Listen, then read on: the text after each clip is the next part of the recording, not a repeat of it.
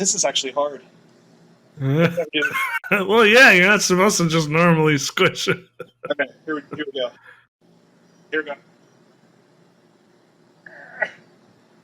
This is gonna be an epic fucking failure. God, it's like 2 weeks old too. I've had this melon for like forever, just sitting on my. Nope. Don't hurt your thighs. No, yeah, that. Let me try my knees. Oh yeah, those are way less useful than your thighs. You don't need your knees for anything. Childbirth is so hard. All right, well, this is a failure. Well, hello everyone, and welcome to the Good Goose podcast. I verily is such yonder light window break. Really? We're gonna Romeo and Juliet is your immediate go-to.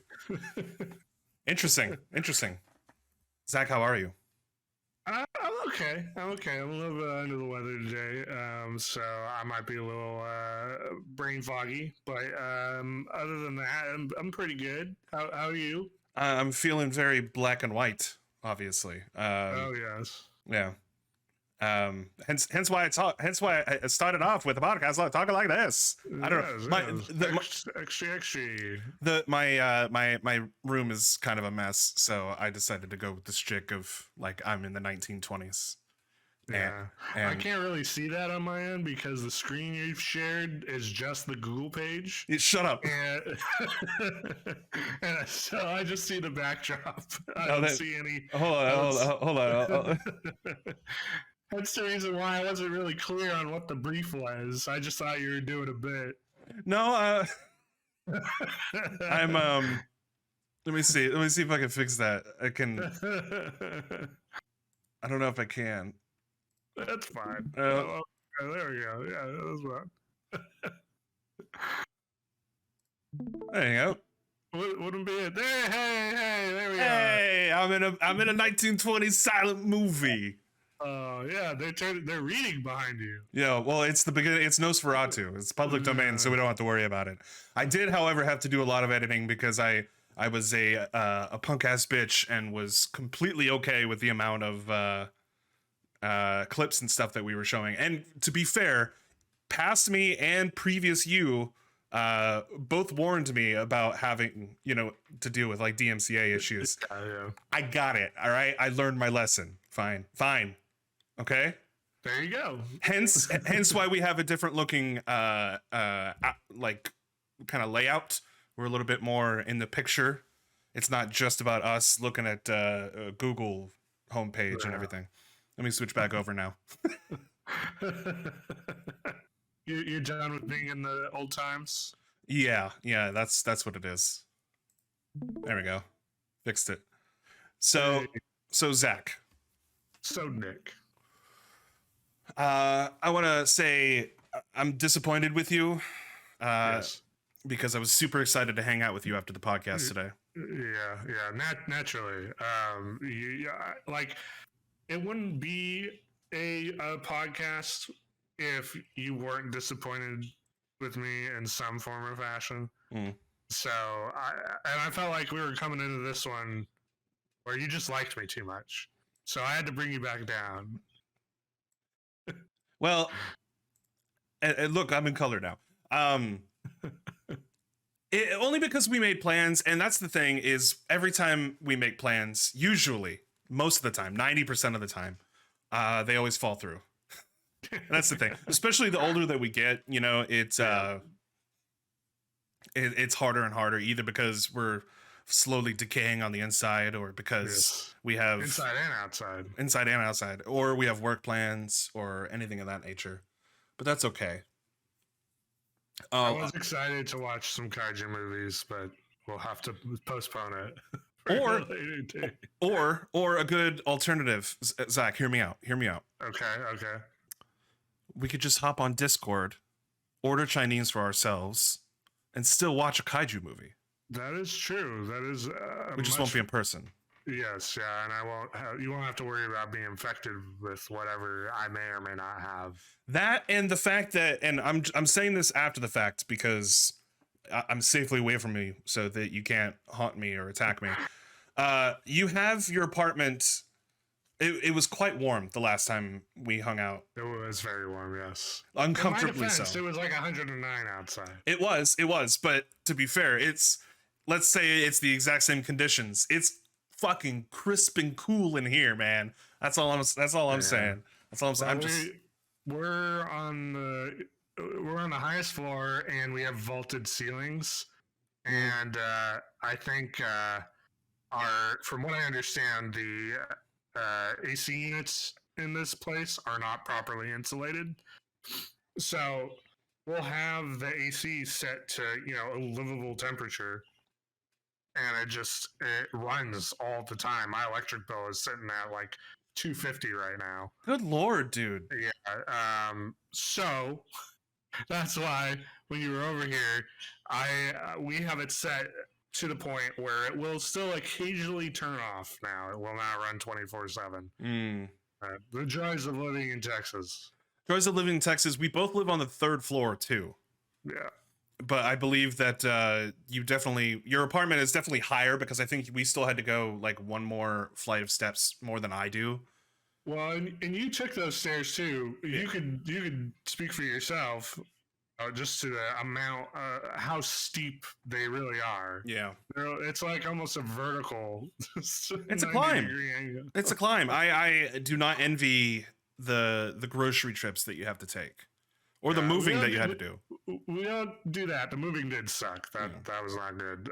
The worst part that we have to deal with now, me in the afternoons. Casey takes limo out in the morning, but I will take Bella out in the morning and both dogs out in the afternoon and the evening. And Fair compromise.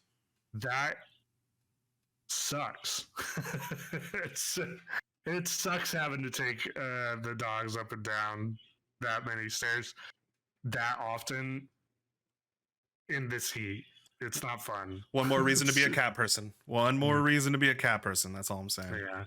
If you are in an apartment, I would probably recommend you not get a dog. Well, not necessarily if you're in an apartment. If you're in an apartment that's higher than the 2nd floor, I would say maybe keep that in mind, that you do have to take them out several times a day and walk them. So. Yeah.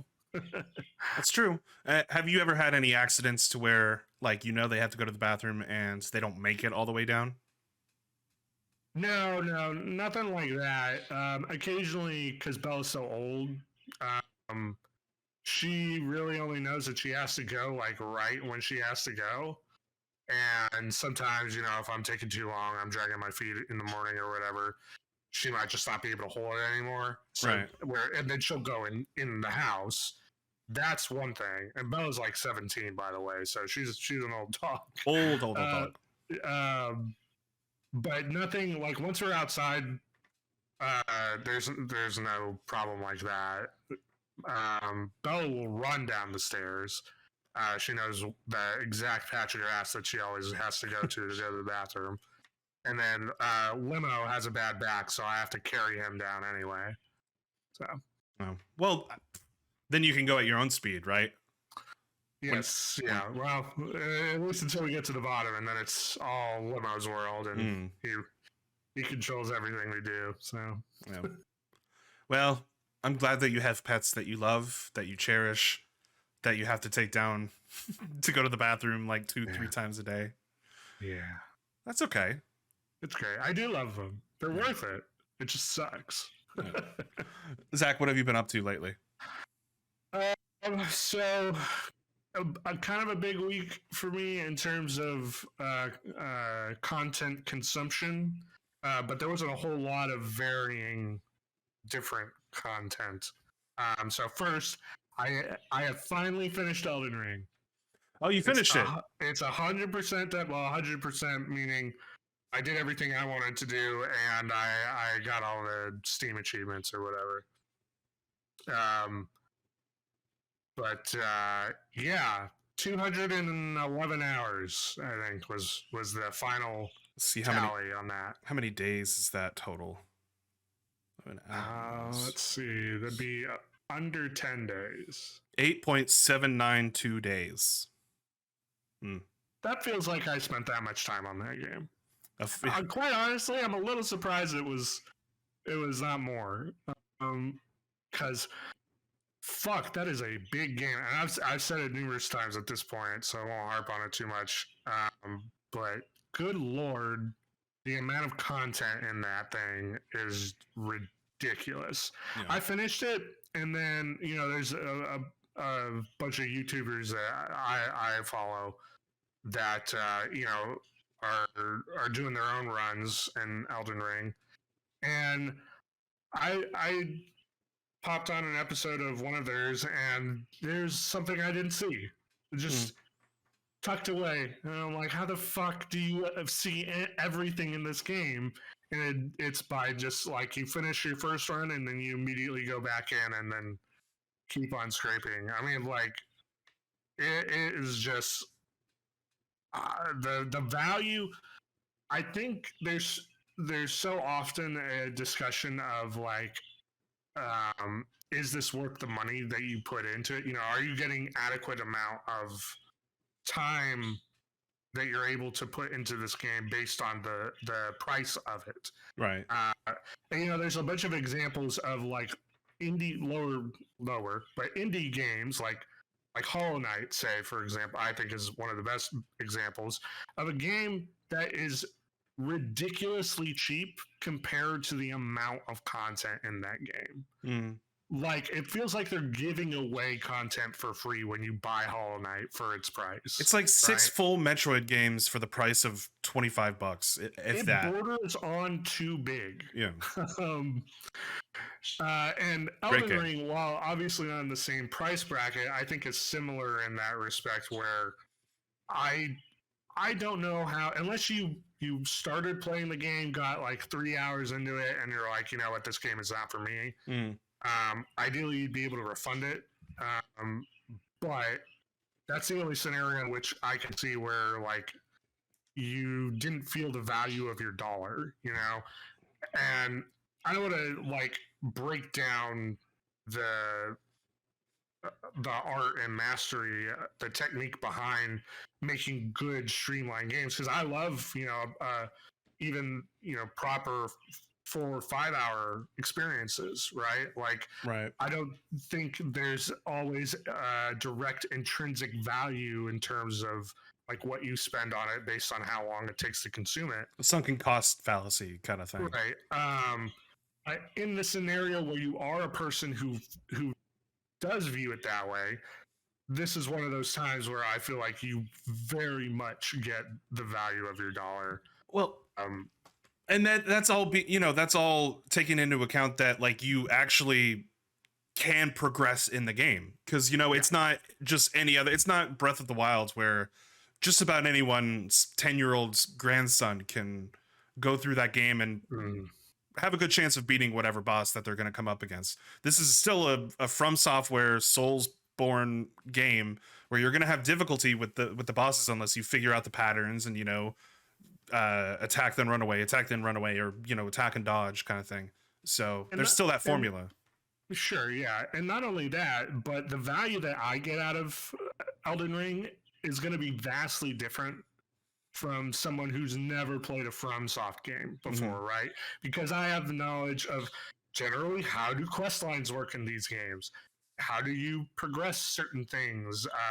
Are you aware that if you progress too far in certain areas, that some quests will just die? They won't work anymore. And you will never see the end of that. And for someone who's going into Elden Ring as their first FromSoft game, that is a different discussion too, because at that point you're probably just wandering around. You're talking to the few NPCs that you do meet, and you're thinking, okay, well, I guess I'm done with that. And then they show up. They just happen to show up later. You stumble upon them again, and you maybe don't precisely realize it, but you might have missed like 3 or 4 steps of the quest line in between those 2 points. So you're mostly just focused on going through the main bosses and getting to the end of that, which isn't to say that's a bad experience. It's just a different experience. And for me, where I did pretty much, from what my knowledge is, every quest line in there to, you know, maybe I missed 1 or 2 steps here or there, but mostly I did everything. It was fucking fantastic. I loved every second of it. And now I'm in this sort of hangover of like, man, I don't even know what to do with myself anymore. Move on. Move on. Move on. But it's going to take some time. I have to like decompress from it. Well, because you were going straight in. You were playing just this game for. Yeah, there was a bit there where I had taken a break and done a couple smaller titles, like I talked about. Kana, Forgotten City, Hot Wheels, Teenage Mutant Ninja Turtles, a couple things in there. But that was mostly because my dog, one of my dogs, tripped over my old Xbox controller that was plugged in, and it broke. So I didn't really want to play Elden Ring with the mouse and keyboard because, from what I understand, it's fucking miserable. How so? Like, is it just more complicated? It's just not set up for it. It's not like I don't know if this is still the case, but I think when Elden Ring first dropped, you couldn't rebind any of your keys, so you just kind of had to work with whatever they gave you. And it just doesn't, like, I play every other Souls game with a gamepad, so like it wouldn't feel natural to me anyway. Right. But you've got an empty void in your life now. I did have an empty void in my life. And so what I did was I didn't play any other game. I instead sat down and I watched all of Stranger Things season 4. Wait, so you hadn't watched any of it up until this point? Nope, 0. I finished Elden Ring on Tuesday, I believe, and Wednesday through Friday was me watching Stranger Things. Okay, so now you're caught up. I am all caught up. Did you get spoiled at all with like the meme and the song and everything? I did get very much spoiled. Because it happened immediately. Like a few hours after both Volume 1 and Volume 2 dropped, people were already spoiling it, having finished the volume. Hey, can you give me 1 sec? Sorry. Sure. I gotta take this call. No problem. Let's just talk about how the world is, how fucked up it is. No, I'm just kidding. We're not going to talk about that. That's boring shit. However, I did, because we're not going to talk about it. We're going to be talking about fucking Elden Ring for another fucking 30 minutes. You know what I'm saying? We're going to talk about it once again. This empty void in his life. I got to see Jordan Peele's Nope, and I also got to see Marcel the Shell with Shoes On. Now, both of those movies, fantastic. Jordan Peele's Nope, if you're unfamiliar, he directed Get Out, he directed Us. He's being touted as a very successful horror director. This is on par, if not better, than his previous entries in his kind of horror filmography. If you're going into Nope expecting it to be just straightforward, this is an alien abduction kind of movie, it's not that. It's got layers, it's got nuance. You have to realize that there is a reason for every single shot in that movie. And so there's hidden meanings behind why some scenes were included, why certain characters act the way that they do. But go into it. If you're a fan of his previous works, you're going to enjoy it just as much. I am blown away by it. I actually want to go see it again because there were a lot of things that I missed when I initially saw it. So I might do that this weekend since Zach and I aren't going to hang out because he's a loser. And I also got to see Marcel the Shell with Shoes On. If you're unfamiliar with the original short that came out, 14 years ago? 13, 14 years ago? It's about a little 1-inch shell with a little googly eye and has little cartoon shoes. It's a fake documentary about this guy who decides to he rents out an Airbnb because he's going through he got kicked out of his old place, and so he finds Marcel the Shell with shoes on and decides to film a little fake documentary, and then he submits the original video that the movie is based on, and it goes viral. And this is kind of like if you never saw the YouTube video, you could just kind of watch this movie, and it's adorable. It's Paddington 2, Paddington 1 levels of just cute wholesomeness. It's I'm so glad that I got to see it when I did see it, because it was just me and a mom and her 2 kids who were like 2 or 3 rows behind me. And because there was a certain point where I began to just cry nonstop. And it's heartwarming, it's funny, it's for the whole family, obviously, so you can go take your kids to go see it. They're probably going to want to go see Paws of Fury, which it's just the downfall of society. But I highly recommend Marcel the Shell's Shoes On. It's in limited release right now, unfortunately, but it should be available in wider release in the next coming weeks, if not video on demand. So you can always digital video on demand, so you can always rent it. So keep an eye out for that. Go check out Nope if you haven't already. And if you have, let us know in the comments, in the chat, if you're watching us. Tell us what you think about Jordan Peele's Nope if you've seen it so far. Fantastic movies. I also got to see, let's see, let me look at my, let me pull up my, what is it called? Not LinkedIn. Letterboxd. Am I signed in? Does it already sign me in? Remember me.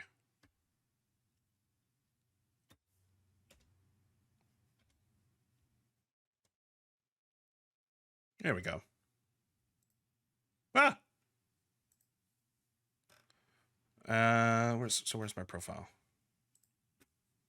Stupid ads. Yeah, still singing in the rain this morning. Marcel the Shell with Shoes On, 5 stars. Nope, 4.5 stars. Also got to see The Killer. This just happened to be playing in one of my local theaters. It's about a contract killer who is forced to babysit his wife's friend's daughter while they go on vacation. And she, of course, gets boiled up in like this kidnapping ring, an extortion ring. And he has to find her, keep her safe, and go after the people who are, selling teenage girls on the black market. And it's epic, it's violent, it's everything you kind of want and miss from early 90s, early 2000s action movies from like Jackie Chan to this harkens more to like John Woo movies. In fact, there's quite a few John Woo references to that as well. But yeah, highly recommend it. I want to actually see it again whenever it becomes more whenever it's available digital on demand. Oh, here he goes. What's he up to? What's going on with him? Zach. He just walked by. Zach, where are you going? Come back. He can't hear me. There he goes. Look at him with his dim ass beard. Didn't hear or see anything that I was talking about. He's just walking by. Hi, Bella. Bella. You can hear me. I know you can with your dog ears. Come back.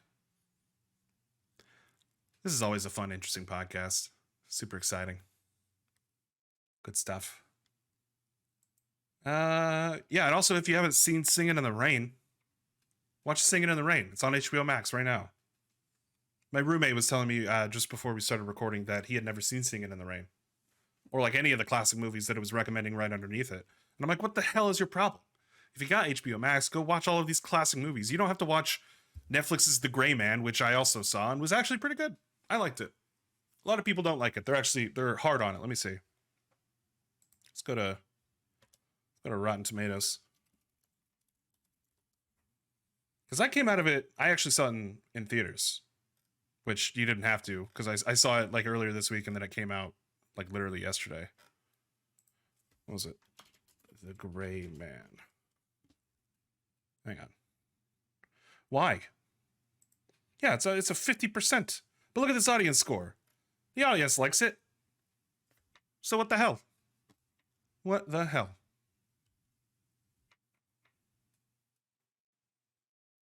Hi. Hi, sorry about that. It's a little bit of a emergency. It's okay. Yeah.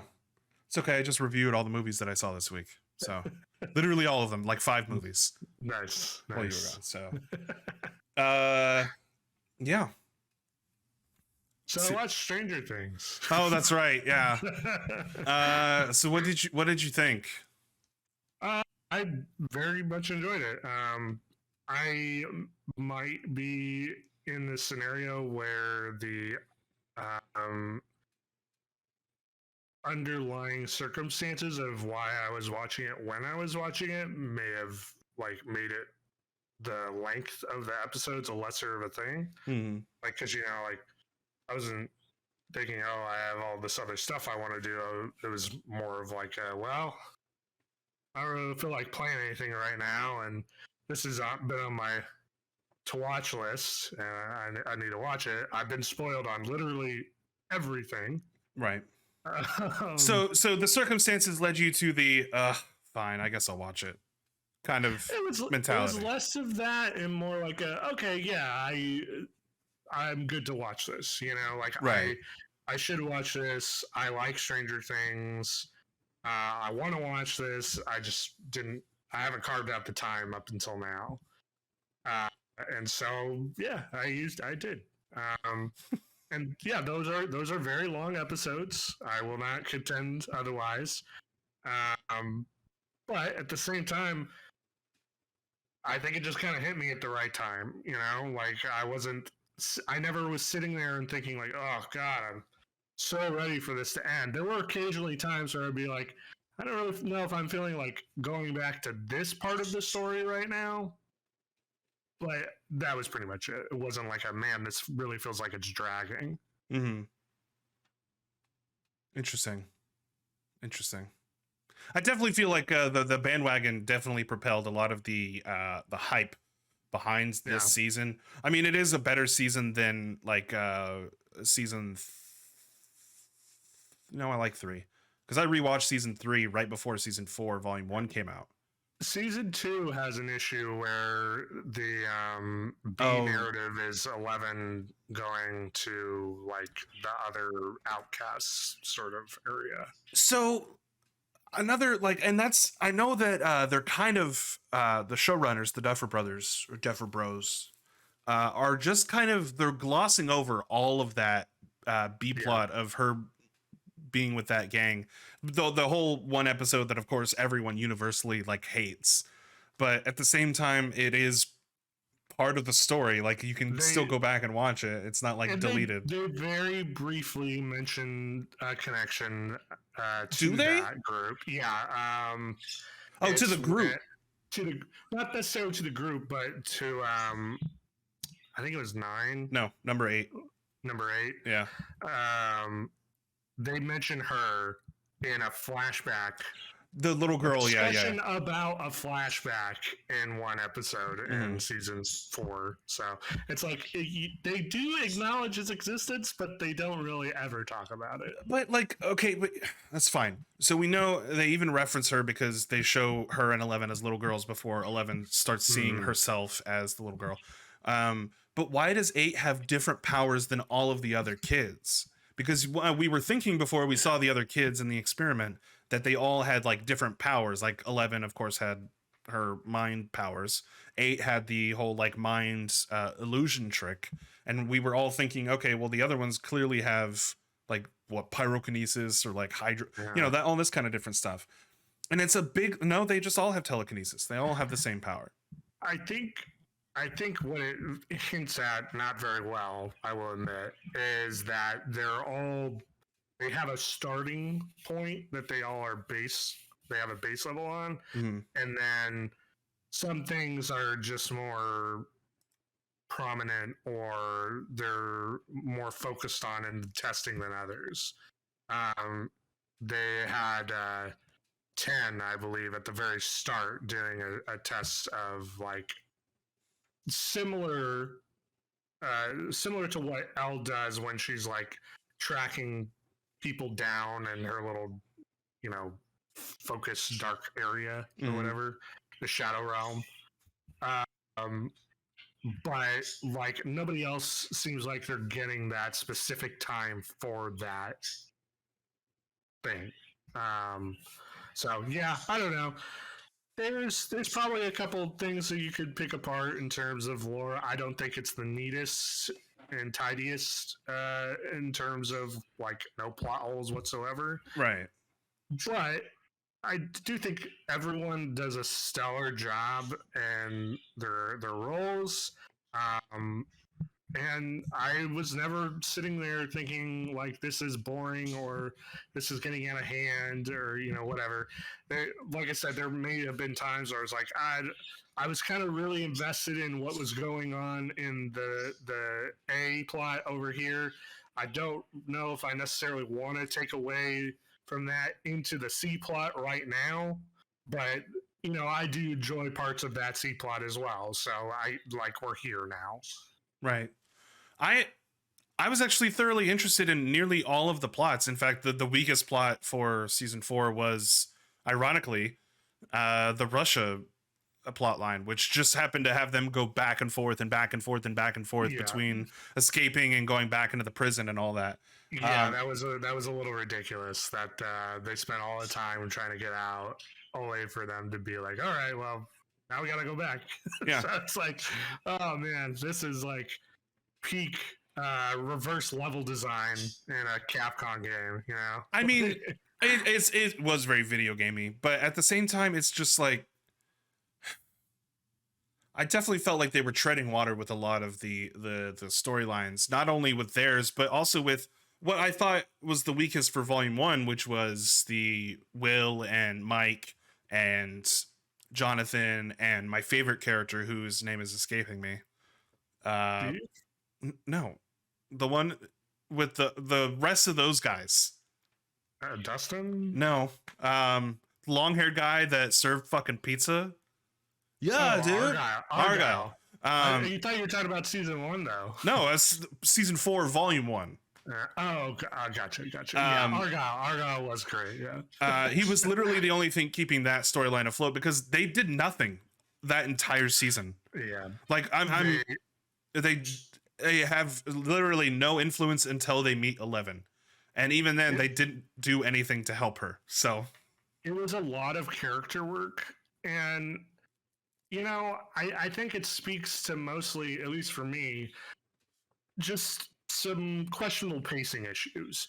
Because like I said, I liked everything that was in there. It was just sometimes it felt like I don't really care as much what's going on here as what's going on over there. And I know you can't like just do like that whole A plot before moving on to the B plot. But I don't know. I felt like there could have been some better splits in terms of like where it cut away from certain things and when it cut to certain things.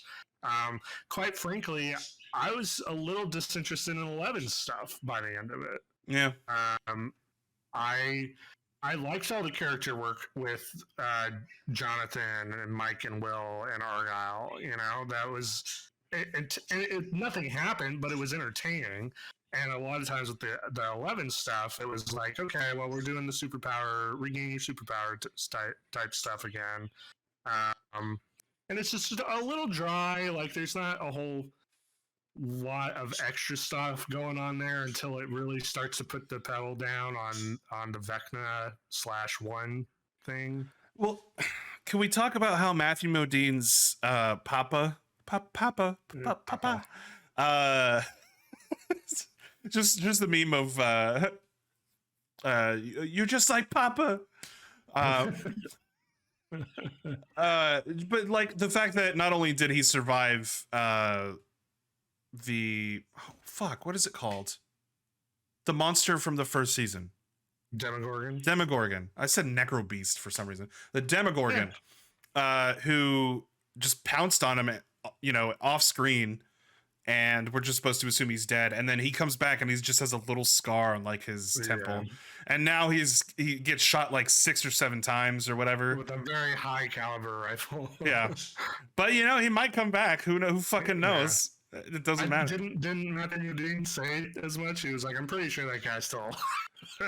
Matthew Modine, I'm pretty sure he's fucking with everybody though. That's the thing. I know he doesn't. He's not like privy. He's because there's the whole like to anything like that. He's just joking around. But like even the guy who is acting the character is like, yeah, I wouldn't be surprised if he shows up again.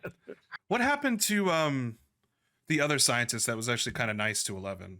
I can't remember his Owens, you last see in the bunker when Paul Reiser. Duh. When the government shows up and they're like, we're gonna kill that child, and he's like, please don't kill that child. Oh right, he was handcuffed, so he's just handcuffed. I assume he's in government custody at this point. Yeah. Oh well. Sorry, Paul Reiser. Last little bit on Stranger Things for me is I do think there's a bit of an issue, which is always going to kind of happen when you keep circling around these same characters, and that it's the problem of this all somehow relates to the same thing.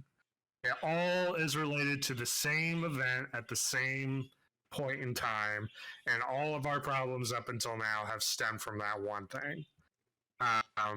And so it's like the oh gosh, there's a kind of like what people were complaining about with Obi-Wan for a lot of the time, and that just when Obi-Wan just happened to have a secret adventure this whole time, and it all relates back to Skywalkers, and there are plenty of stuff that people will randomly complain about in Star Wars anyway, but I do feel like that is a bit of an issue here in this sense where, a new threat?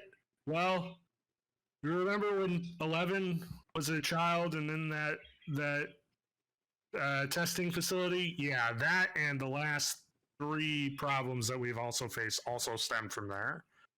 And it's just like, I know it's too late to change because you're only doing 1 more episode, so it's all going to factor in anyway. But it's like, man, how many things can we just call back to the beginning of all that? Wait, I'm confused. What's the problem though? It just feels like it's all centered around the same thing when you wouldn't have to do that. You could have like stemmed it from something else and it would have been just as interesting. It feels like you're trying to shoehorn a lot of the threats and progress or revelations into, well, you didn't know, but the whole time there was this guy who was also in there with 11, and then there was this big battle that happened. Oh, she just happened to forget all of her memories after that point, and so that was the right. White. Well, that like before season 1 and everything. Mm-hmm. I can see why that, from a narrative perspective, is not very lazy, but it is kind of like this is very convenient. Yes, exactly. And I enjoyed all of it. Right. It's still a fun show to me. It's just one of those things. Like I was like, all right. I thought of course it relates back to that again. I thought it all does. I thought you meant the villain, like Vecna, being behind everything. I'm like, well, that's standard. That's a normal story. No, just like, oh, you didn't realize, but you were both connected to the same origin story this whole time, right? And we're gonna use a flashback scene that we had no previous information of. It's like filling in the gaps where you didn't think there were gaps for, that sort of thing. And I'm not calling you or anyone else who didn't think this out, but by the end of season 1, when 11 disappears, or no, I'm sorry. Let me rephrase. By the beginning of season 2, when you realize 11 is alive and they set up for the season 2's monsters, which just happen to be, Demodogs, and, the Mind Flayer to a lesser extent.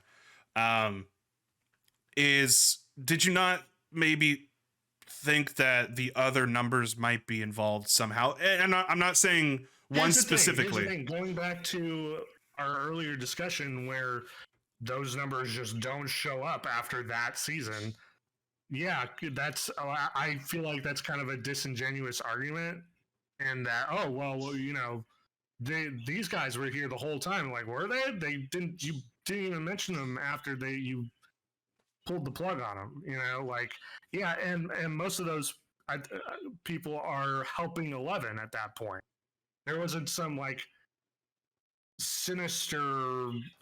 There wasn't like a Thanos spot at the end of season 2, where it's like, oh, well, there's Vecna, Well, and then we wait 2 more seasons until he actually shows up. with the introduction of 8, I knew that there were going to be other numbers that were involved in the story somehow. Like either they were all going to be, like I theorized earlier, going to have different powers, team up, all that kind of stuff, which just didn't seem to be in line with the kind of theme of the show, of it being kind of a horror series or a throwback to like old 80s horrors, 90s horror. But I knew that once 8 was introduced, that at the very least 1 was going to be introduced as either a villain or a good guy. And I'm not trying to sound prophetic or anything. I definitely think that they were going to be involved somehow, because it was way too convenient for them to just be written off screen. You know what I mean? Like we knew. I agree to an extent, because that would seemingly be the plan when you introduce those characters. The problem, however, though, is you go a whole season where none of that comes up ever. Season 3. They never mention anything like that. 8 is barely mentioned at all. That's the biggest problem with season 3 too. And it's as well. I'm pretty sure it's outright stated that the majority of the other numbers have been killed at that point, because they're hunting them down in season 2. And that's why they have their little group that's trying to hunt them back as revenge. So that just kind of whirlpooling all of our points into one final counter argument. That's a huge fucking plot hole, because with season 4, volume 1, the very first episode, it shows her killing all of them. Like, the only reason 8 wasn't killed was because she just happened to be, she had escaped at that point somehow. Yeah. So she had escaped the facility before all of that happened, which again didn't get highlighted at all in season 4, volume 1 or 2. And then, all hell breaks loose with season 4, volume 1. But then who are they hunting down? Because it's literally just 11 and 8 as far as the whatever Papa's company or whatever is working for. Like whatever their secret society bullshit. They haven't even named themselves yet. But they're not the U.S. government.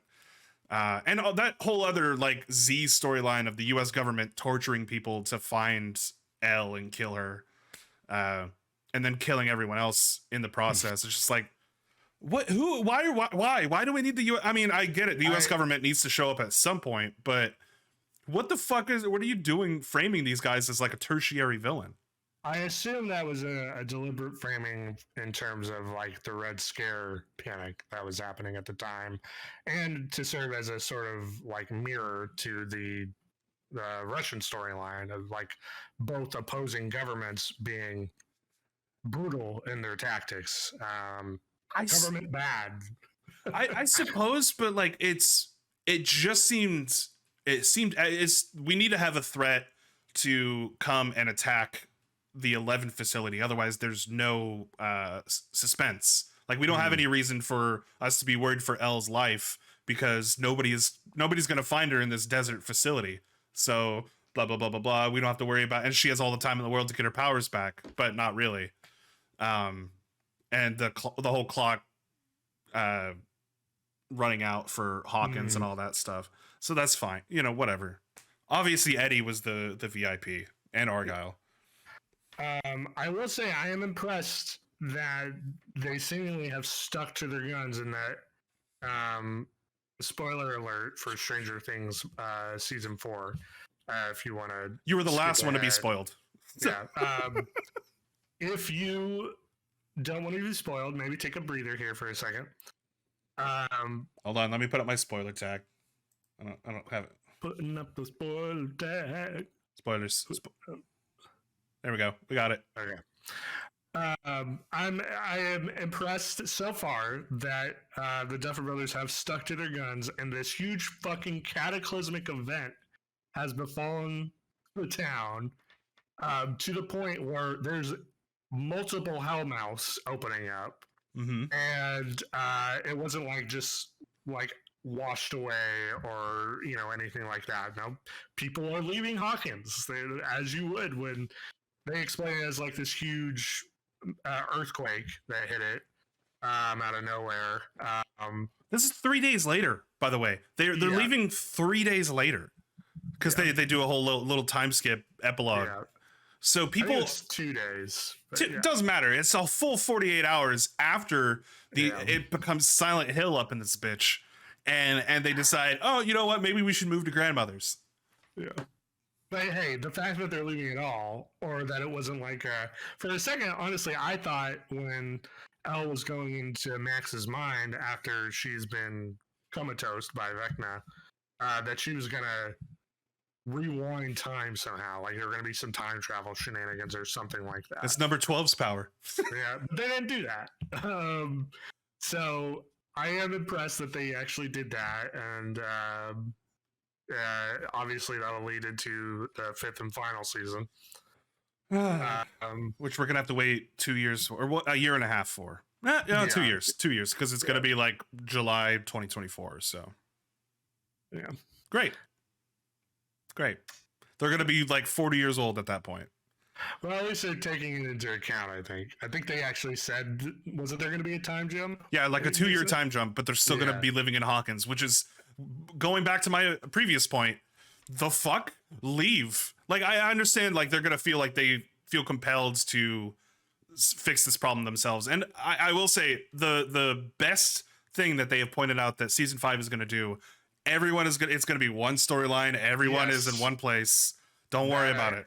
I am excited about, and I think what the ending of season 4 seems to say to me is that the remnants of Hawkins, it's not going to be about everyone still there fighting that fight. It's not just going to be the group, you know, because you have the full town that's still around trying to help recover after the earthquake or whatever. They're seeing this stuff kind of manifest, and it's not just our up till now main cast. So I think we maybe a little bit of a communal defense sort of thing, which could lead to a lot of people dying. I don't know. The last time I saw a community band together to fight an evil, we had Halloween Kills. Yeah, I didn't watch that. Well, you watched the 2018 one, right? I did, yes, yeah. Okay, so Halloween Kills is basically Halloween 4, but like remade. I think it's 4. Yeah, where the whole town is like, no, fuck Mike Myers. You know, not Mike Myers, Michael Myers. Mike Myers is fine. He's cool. I hate Austin Powers. Get him out of this David O. Russell movie. No, it's it's just it takes place immediately after Halloween 2018, and then Hollywood.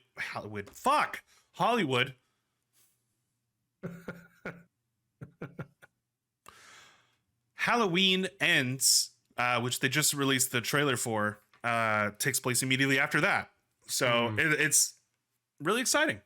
A lot of people hated Halloween Kills because it was the whole evil dies tonight, and a lot of people made really like dumber than normal horror movie decisions. You know, like some people are like, I'm going to go into this. Let's all separate, and I'm going to go into this spooky house by myself, kind of thing. Don't do that.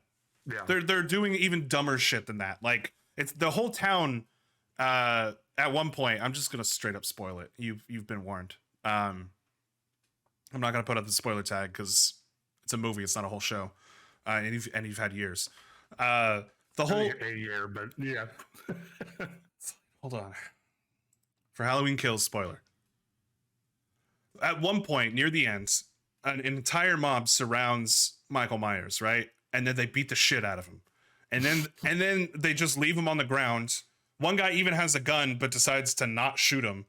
And then that doesn't make a lot of sense. Yeah, he manages to get grabbed by Michael Myers, who then just beats the shit out of everybody, like an entire crowd of people all at once, and then kills the main character's mom in the final moment. The main character's mom, who up until this point was raised by Jamie Lee Curtis. She's the voice of Cheryl in Archer. I can't remember her name. Judy Greer. And she's like, man, I'm glad we've finally managed to defeat him, and everyone kind of just leaves. Like the main crowd leaves before they the mob decides to attack him. And then she decides to enter Michael's old house, which was referenced in Halloween 2018 and at the beginning of Halloween Kills. She decides to go all the way up into his old room, and in a reference to the original Halloween, Michael Myers randomly shows up behind her and slits her throat, and then it's the end of the movie. And you're like, oh shit, the main character's mom? She was supposed to be safe. She's Jamie Lee Curtis's daughter, kind of thing. She's supposed to be like trained how to defeat Michael Myers ever since birth, but no. And then the end, and everyone fucking hated it because there was a whole scene where the mob chase after a guy that they think is Michael Myers, but he's actually just a prison escapee who escaped along with him when the bus turned over. And he's just mentally handicapped, and they decide to chase him onto a roof where he jumps to his death. And it's very dark. It's a very dark scene. Yeah. So check out Halloween 2018, Halloween Kills, and then check out the trailer for Halloween Ends, coming out this October. This is not a sponsor. It's not an ad. It's not an ad. A great franchise. I actually think, it helps condense, because it basically non-canonizes the rest of the series except for Halloween 78, Halloween 2018, Kills, and then Ends. So it's a whole different story timeline. Well, aside from a couple moments of suspect logical reasoning in Stranger Things, I think I have faith that we will avoid most of that in possible communal defense storyline in season 5. I can't wait for you to eat fucking crow when we get a mob justice scene where Vecna is like on his knees bloodied after being defeated by Eleven, and then the entire town comes in with like broomsticks and like wrenches, and they're like, evil dies tonight, bitch. They're not gonna say that because it's obviously a little too tongue-in-cheek. If that happens, I will readily admit my defeat to you. It'll be Max comes in with her robot arms and legs after she wakes up from her coma halfway through the season, and she's like, eat metal, bitch, and like punches a hole through his face. That'd be fun. I just makes me think of Lovecraft Country. Yeah. And how sad I am that I won't be getting a season 2. Well, just be excited that oh crap, what is his name? The actor Jonathan Majors. I almost said John David Washington. Jonathan Majors is like the new head villain of the MCU. Which, by the way, did you see that there's a leak going around that one of the trademarks for one of the new Avengers movies? There's New Avengers, and there's Avengers: The Kang Dynasty, and then there's quite a few others, but those were the two ones that kind of stood out. It was originally a list of like maybe 6 or 7 new copyrights, and then that list quickly expanded to, I think it's like at 16 or some shit now. And Marvel and Disney are smart enough to know to trademark like misleading trademarks. Like they'll do that to deliberately like throw off a not a bad scent, just fart in the wind. Literally like red herrings. Yeah, red herrings, fart in the wind, same thing. And it just to kind of mislead us, but we're hoping to see a little bit more from San Diego Comic-Con, which is going on right now this weekend. They already revealed a whole bunch of animation projects like Spider-Man Freshman Year, which just got renewed already for sophomore year. People were like going losing their minds because they were showing villains and stuff and not realizing that it's not canon at all to the MCU. Yeah, it's canon in the sense of like, oh, everything's canon now. Well, when you realize that Tom Holland isn't coming back to like voice the character, there's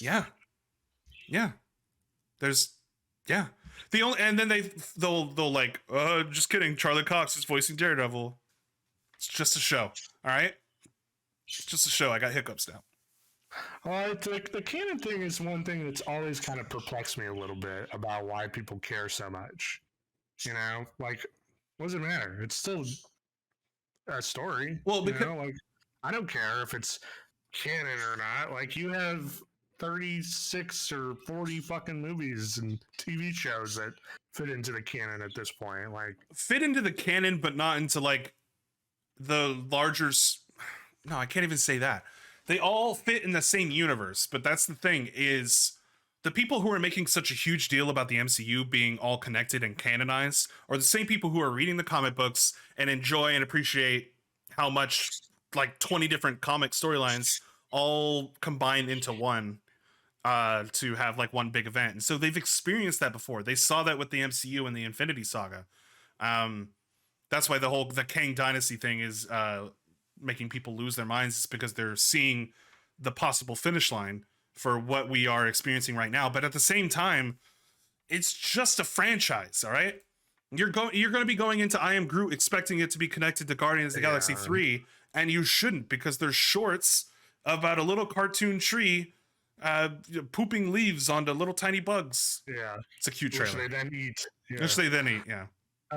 Aphids. Yeah, and I mean, quite frankly, that's probably a little bit of Marvel's own fault. It's the monkey paw situation of I wish we had a fully interconnected film saga television accompaniment for all of these comic book heroes. But now I've been taught to expect it all to fit in somehow.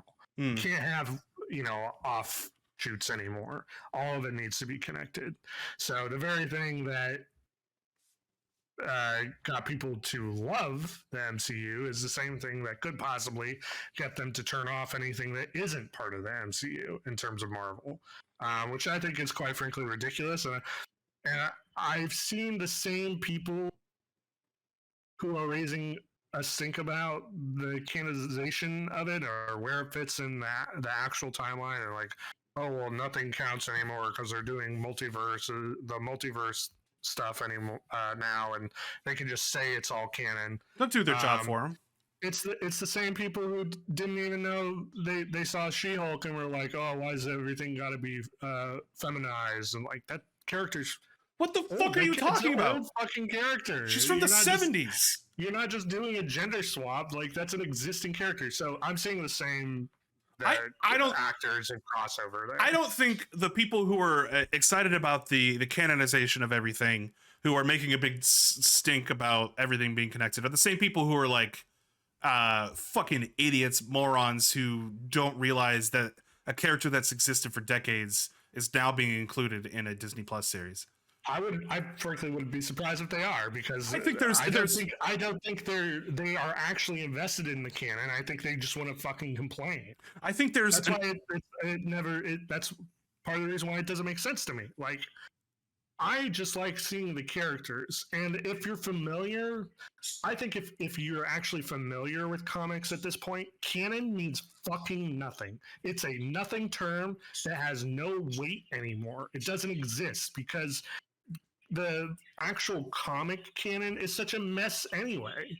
Like, do you have current, real continuity? Sure, but it all gets, washed over at some point in the long term. Like what was once canon in the 80s is like an offshoot now. It doesn't exist anymore. I mean, it exists in the form that you can read it, but in terms of what they're telling, the storyline, it's something separate, which is why when you see characters who are part of those established storylines, those past storylines, they might be slightly different because the writer's going, hey, what if we did this instead? What if we did a little twist? It's like, so I've never understood why people get all bent out of shape of that, especially if you're knowledgeable of comics, which to me, that's why I say I don't think they are actually knowledgeable, because if you were, it wouldn't fucking matter. I'm confused as to the overlap in between the people who don't realize She-Hulk existed as a character with the people who are upset about the canonization of everything. I'm saying the people who are upset about the canonization or whether or not it's part of canon don't actually know anything. They're bullshitting. They're just crying to cry and complaining because they don't actually fucking know anything. No, about right. it. I agree. I think there are millions of people who decide to, and I absolutely think it's trolling because they choosing not to use their brain in any form or fashion. But these are the same people who are saying, Doctor Strange 2 was mid because they had so many cameos, and they're choosing to go opposite of what people who are actually, they were fans who were excited for the continuation of Doctor Strange's storyline, and I guess the broader implications of what that story does to the rest of the universe that we've come to know. Yeah. I think that there are critics and there are people who are choosing to be antagonistic towards anything that's going to come out. Exactly. Yeah. Just because. Contrarian. Yeah. It's the same, and I definitely think that the whole, going back to the whole canonization thing, I definitely think Marvel is a huge factor into it, but I know that Disney, being the parent company of Marvel, is doing the exact same thing to Star Wars, to every other franchise. They're saying, hey, we need to make everything as big as possible. Everything that wasn't canon, we're going to try to make canon, we're going to try to make it possible, because the larger our universe is, either the more representation, so that's bonus points for us politically or just socially,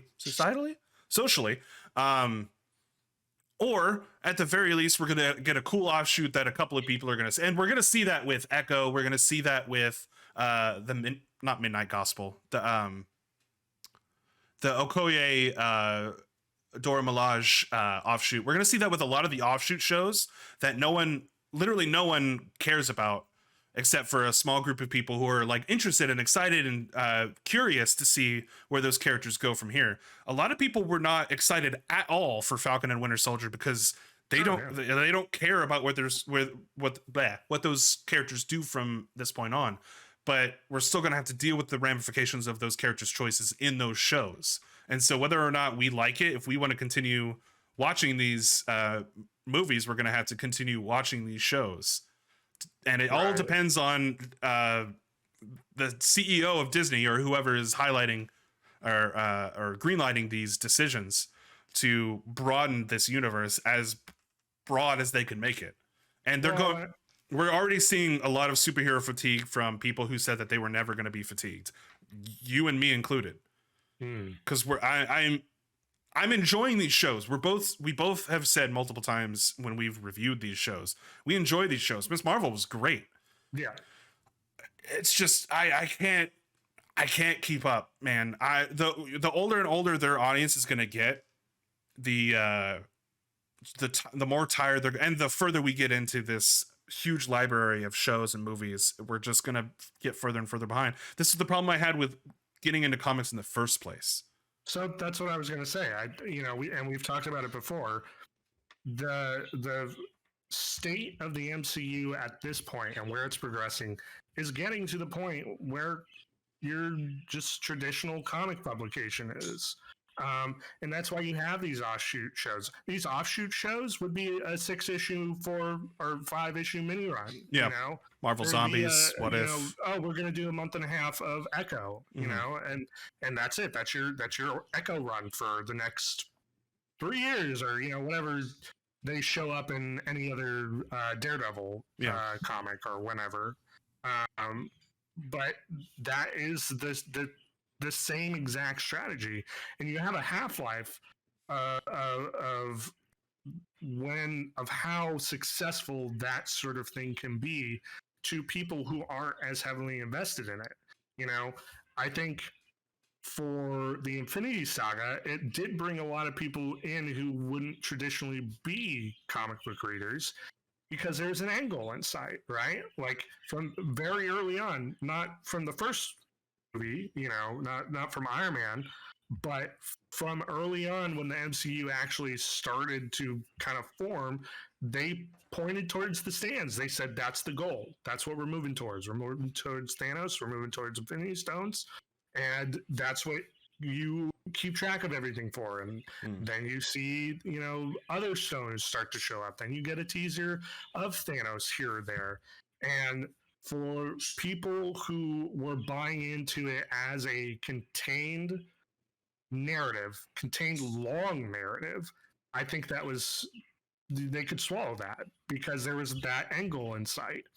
And while internally, I think they can say all they want, internally being Marvel and Disney, that this is the plan.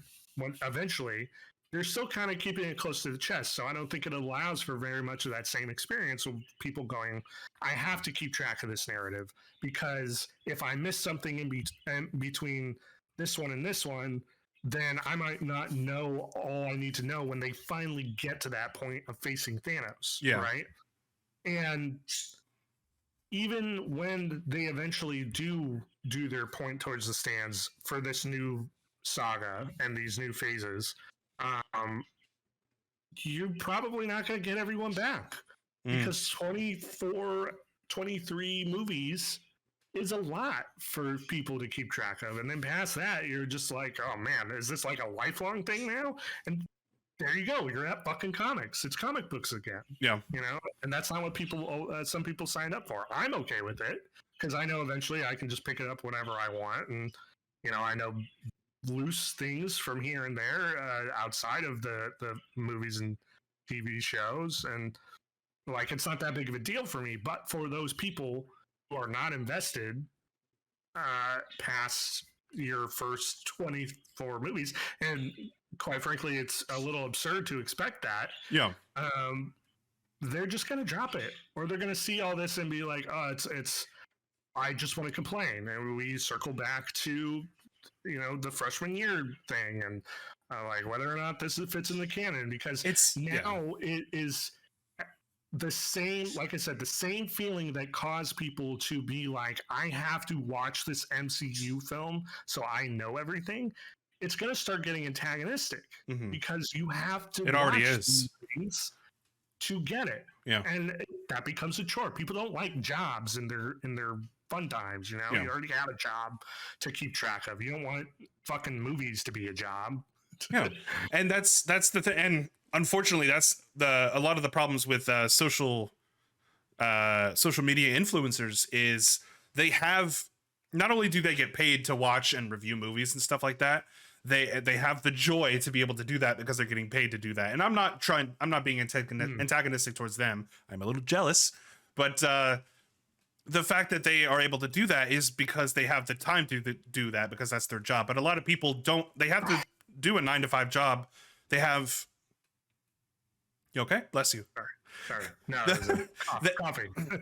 People have 9-to-5 jobs where they have maybe 3 hours to themselves, and they don't want to dedicate a quarter of their free time every day to watching a full hour-long episode of the latest thing. And I definitely think I'm getting to that point. I want to see the end of this arc, this saga, which is interesting because we're in the first phase that has included Disney Plus shows as a prerequisite. But I mean, San Diego Comic-Con, you have every single showrunner of all of these offshoot shows having to say, no, our character isn't the character that is in that one movie because our character would kick that other character's ass. So don't worry about it. Ridiculous. Like, are you talking about the what if? Yeah. Stop asking them if this offshoot show is connected to the MCU. You will know if it's connected to the MCU. They're going to reference the MCU. They're going to talk about it when they're describing the show, whether it's in the MCU. I get wanting to be a fan and theorize and speculate and enjoy all of these characters coming to life off of the pages of these comic books. But at the same time, reel back your expectations, enjoy the content that you're going to be getting because you're getting it whether you like it or not. And when you stop enjoying it or you don't have the time for it anymore, move on. Yeah. All right. I have had to do that multiple times. The Walking Dead released the trailer for their final couple of episodes, season 11, part C. And I got excited for a good 10 seconds into the trailer because I'm like, I should go back and rewatch that because it's finally ending. You know, it's And this might be hypocritical, but no, because that's 11 seasons of a show that whether I like it or not is way too much time to commit. You know, not to mention the offshoot shows of characters that I may enjoy that I have to now go watch. Like what happened to yeah, they're doing that 6-part with Michonne and Rick. Yeah. Who have been gone for years. And like if you're a dedicated fan, you're super excited, that's fine. Not everybody has that time. So what you're telling me is that you're gonna next project on your watch list to get ready for the final arc is to go read all of One Piece. I was actually slightly intrigued to go see the new One Piece movie that's in theaters right now, having like little to no backstory whatsoever, just to fuck around, because anime movies are not even canon. Here we are back again.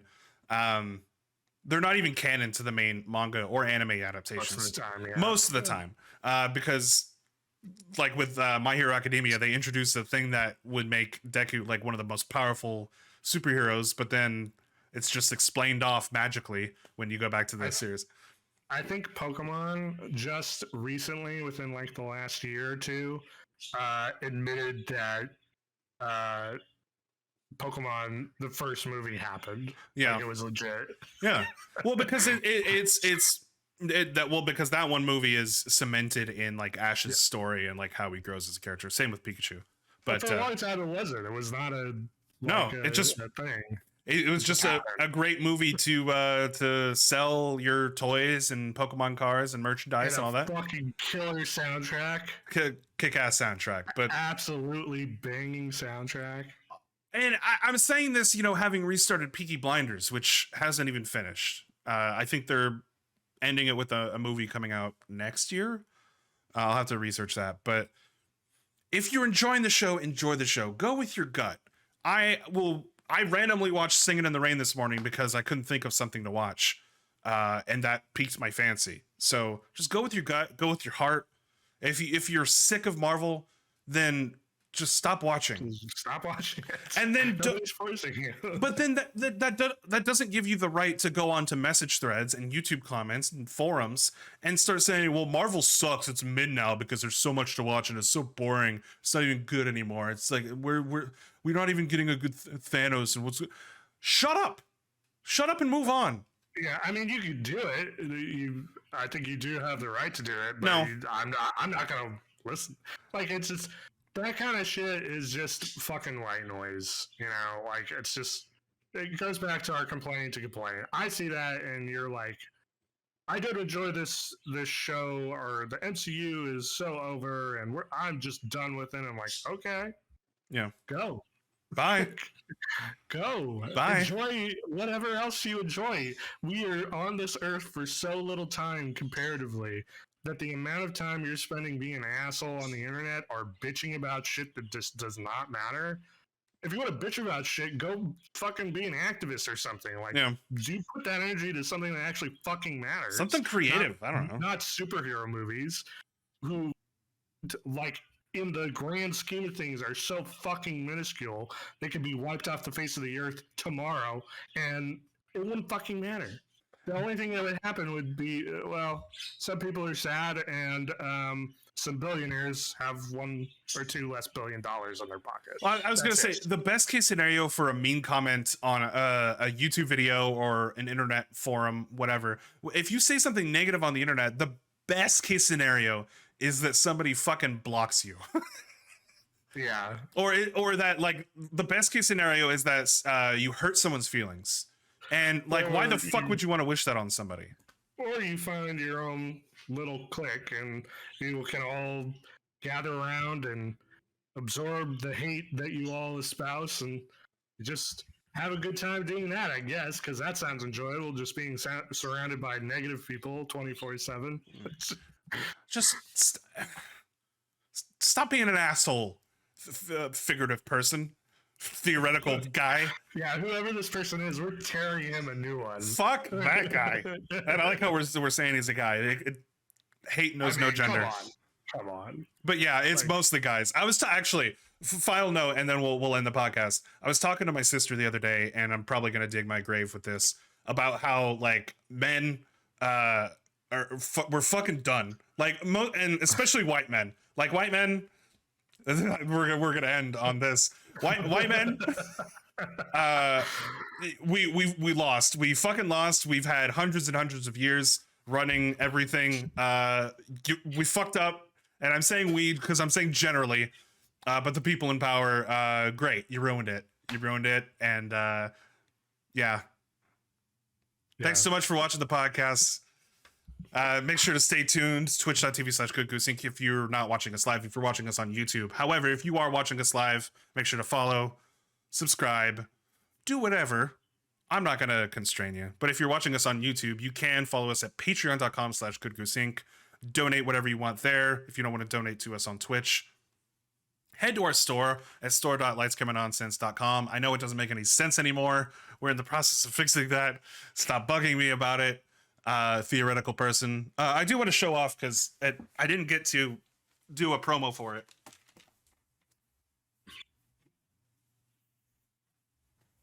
Look at this thing.